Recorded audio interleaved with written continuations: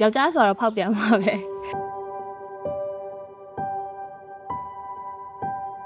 တကယ်ချင်းနေရလဲပြောရပါနင် तू ကဟိုနင့်ကိုမချစ်ဘူးယောက်ျားလေးတယောက်ကကိုမချစ်တဲ့ကိုချစ်တဲ့မိန်းကလေးတယောက်ကိုအဲ့လိုမျိုးဖုန်းလည်းမဆက်စားလည်းမပို့ပဲမနေဘူးတဲ့ပြောကြအဲ့နေရတကယ်ချင်းနေတော့သူ့ဖုန်းနေဆက်လုံးဝဖုန်းမကင်တဲ့အချိန်မှာတကယ်ချင်းဆိုမအားလို့နေမှာပါဗောဟုတ်ဘူးတဲ့နင်းနဲ့ဖုန်းမဆက်ရင်တော့မားတဲ့စားလေးတစ်ကြောင်းတော့သူပို့တင်တယ်ဆိုပြီးတော့သူတို့အဲ့အချိန်မှာဝိုင်းပြောတဲ့အချိန်မှာ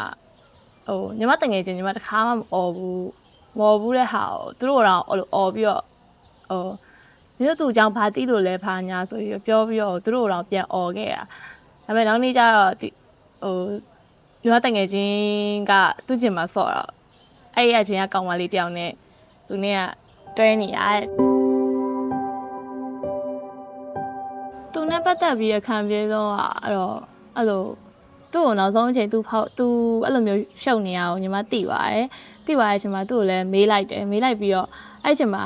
ဟိုညီမတွေးထားတော့အနည်းဆုံးတော့ညီမကိုအားနာတင်တယ်လို့ထင်တာဟိုသူမတောင်းမှန်နေရရဲ့ဟိုသူယောက်ျားဆိုတော့ဖောက်ပြန်မှာပဲအဲ့တော့မတောင်းမှန်နေအားနာမှာပဲဆိုတော့အားနာလောက်မှာပါဆိုတဲ့စိတ်နဲ့သူ့ကိုမေးလိုက်တယ်ဟိုအဲ့လိုမေးလိုက်တဲ့ခါမှာသူက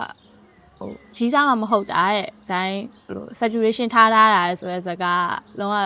အော်လို့အဲ့လိုလားလို့ဆိုပြီးတော့သူဘာမှမပြောနိုင်တော့အဲ့ချိန်မှာထားလိုက်ပါတော့ဆိုပဲတွေ့လိုက်တော့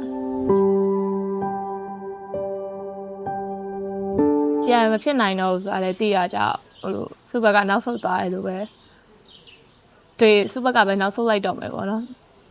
ကိုလည်းအဆင်ပြေနေပါလို့ပြောချင်ပါတယ်